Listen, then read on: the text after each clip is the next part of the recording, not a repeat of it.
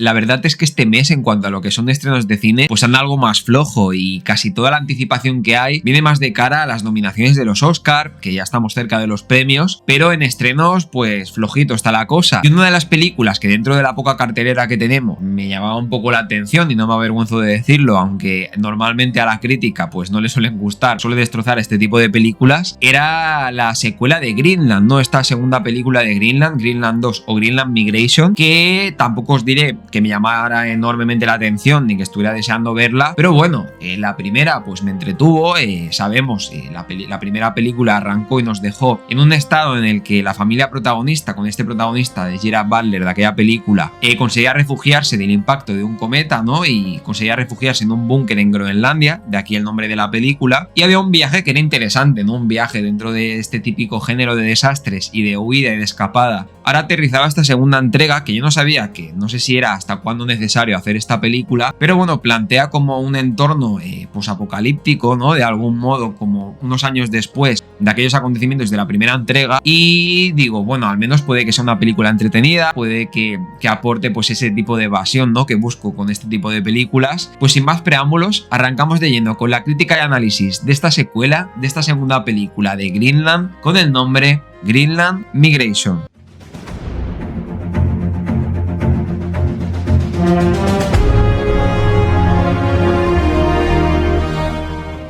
En general, las películas de catástrofe, como os digo, pues suelen gustarme, suelo disfrutarlas, me las suelo tomar como eso, ¿no? Como productos de evasión, de entretenimiento. Y bueno, igual traigo algún análisis así más en detalle de alguna de las películas, quizá en especial de lo que es la filmografía de Roland Emmerich, que suelen ser las que me parecen, pues aparte de las más trepidantes y que tienen cierto punto de comedia en todas sus películas, creo que hay alguna cosa interesante que puede comentarse de ellas, aunque aquí choque bastante con lo que es la crítica más especializada. Pero bueno, en general, pues eso, pero productos de evasión, de entretenimiento, de disfrute, de sentarte y ver pues un montón de efectos especiales a cascoporro por todos lados, ¿no? De explosiones, terremotos, volcanes, impactos de meteoritos, y disfrutar un poco también del poderío del efecto visual del cine, ¿no? Que es un poco algo que a lo mejor se ha perdido un poco y buscamos quizá en ciertos puntos historias demasiado complejas en películas que no pueden ofrecer esto. Pues esto es lo que esperaba, y esto es como un poco la premisa con la que abro la crítica. Esto es lo que esperaba yo de esta secuela de Greenland, y sobre todo porque lo que fue la primera película, la primera Greenland, pues no os voy a engañar, no me mató, no me pareció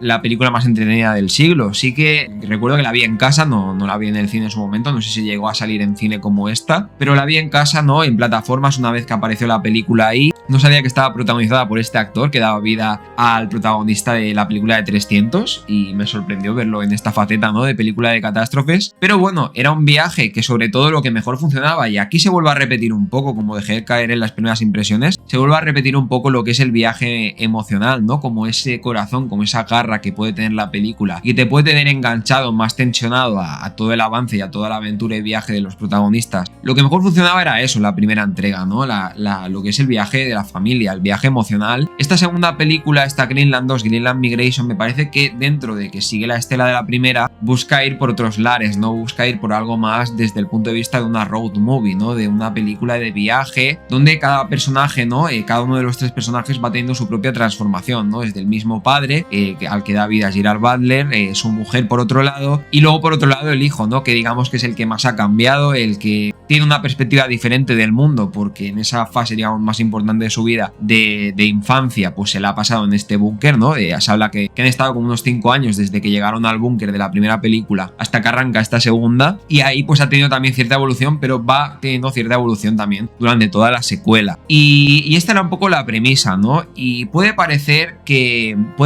es una película que no tenga que aportar nada, que no venga a traer nada, y con que se hubieran quedado con la primera, pues ya hubiera bastado y no hubiera hecho falta a lo mejor alargar esta historia. Yo la primera, pues ya os digo que no me pareció tampoco una película para tirar cohetes, pues pareció eso, entretenida en esa tensión, ¿no? Que había de a ver si llegaban al búnker, que al final sabes un poco cómo puede ir acabando la historia y no tiene sorpresas como tal, pero bueno, las interpretaciones no estaban mal, tampoco eran una cosa del otro mundo, pero funcionaban, ¿no? Para el tipo de película que proponía. Pero es que en esta secuela de Greenland, en esta Greenland Migration, os vais a encontrar un guión que es que yo hacía tiempo que no veía un guión que no hubiera por dónde cogerlo por ninguno de los lados, ¿no? O sea, ya desde el principio de la película, cómo se plantea en un momento inicial una salida a la que se ven forzados los miembros de esta familia de aquel búnker de Groenlandia, ¿no? Y cómo escapan de allí, cómo consiguen llegar a los botes salvavidas, cómo empieza a haber como una serie de olas gigantes, de tormentas, que aquí un poco en esta película es como que todo aparece cuando al guionista le apetece, ¿eh? O sea, cuando le interesa que haya una ola y no haya una ola, aparece. Cuando tiene que desaparecer, de golpe mágicamente no hay olas en no sé cuánto tramo de la película, en el mar, mientras están escapando, ¿no? De Groenlandia para dirigirse en ese viaje, en esa road movie que plantea la película hacia Europa, ¿no? Que es donde se va a desencadenar igual la parte más interesante que he encontrado en la película. Pero es que me parecía tan alucinante el hecho de que aparecieran personajes y desaparecieran cuando le interesaba al guionista. Cosas que no se explicaban prácticamente bien, ¿no? Que puedo entender, como digo, en la primera película pasaba, apuntes a cosas sencillas que simplemente no te das que dar explicaciones de por qué desaparece este personaje, por qué acaba muriendo este otro personaje, por qué de repente aquí aparece una lluvia de meteoritos o no hay una lluvia de meteoritos, pero el ritmo en el que se encadenaba cada cosa, ¿no? En el momento en el que se decidía poner una lluvia de meteoritos en esta película, o porque se supone, ¿no? Que después de ese impacto del meteorito que hubo en la primera entrega, hay como una serie de asteroides residuales que quedan en el campo magnético de la Tierra. Es un poco la explicación así que tienes que coger con pinzas que da la película, que hay una parte residual después de ese primer estallido, de ese primer impacto del meteorito del anterior, o del cometa mejor dicho, en la anterior entrega, era un conjunto de asteroides residuales que son los que, digamos, están generando estos cambios, ¿no? De tormentas en el planeta, hacerlo muy hostil, ¿no? Parece como que el ambiente es tóxico, tienen que llevar unas máscaras, unas escafandras que los protegen y parece pues que es bastante hostil el planeta, como digo, y es que hay escenas como por ejemplo un momento que tienen que atravesar cuando llegan a Europa, ¿no? La llegada a Europa, que es como realmente en un bote salvavidas que no tiene ningún sentido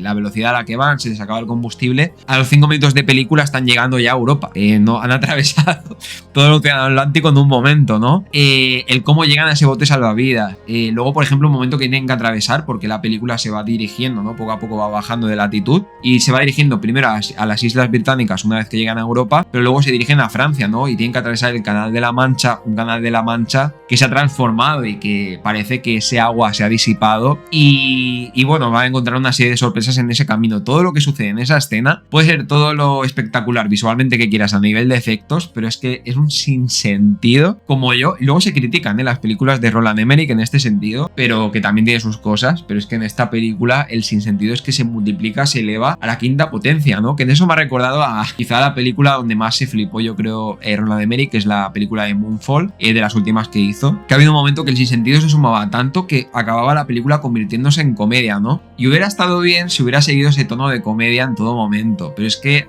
ha querido combinar el drama y a mí no me parecía mal porque la parte dramática, ¿no? Que ha girado sobre todo en torno a la relación entre estos tres personajes, Gerard Butler, su mujer y el hijo, y esa evolución que tienen en esta road movie, en este viaje, ¿no? El hijo por un lado por encontrar otro lugar, por asombrarse por todo lo que ve, por todo lo que no ha sido capaz de ver en esos años que ha vivido en un búnker y ahora tienen que escapar para encontrar, digamos, como la meta que propone la película o ese lugar soñado, ¿no? Aquí pues un montón de referencias a estas películas que buscan como el lugar soñado, ¿no? Como la película de dinosaurio o películas de exploración, de expedición para llegar a un santo grial, a un lugar que promete pues como un renacer, como una especie de nuevo futuro para los personajes que habitan en ese momento en el planeta. Y ese es como el leitmotiv, ¿no? Es como el MacGuffin, como el motivo para ir dirigiendo todo el guión de la película hacia allí. Pero es que no solo los sucesos, las catástrofes y los elementos que se iban presentando en la película eran surrealistas, sino también la misma actitud y los mismos diálogos, ¿no? O sea, de repente llegaban a Francia, en ese momento en la película en que los personajes llegan a Francia y de repente todo el mundo era majo, no había nada hostil,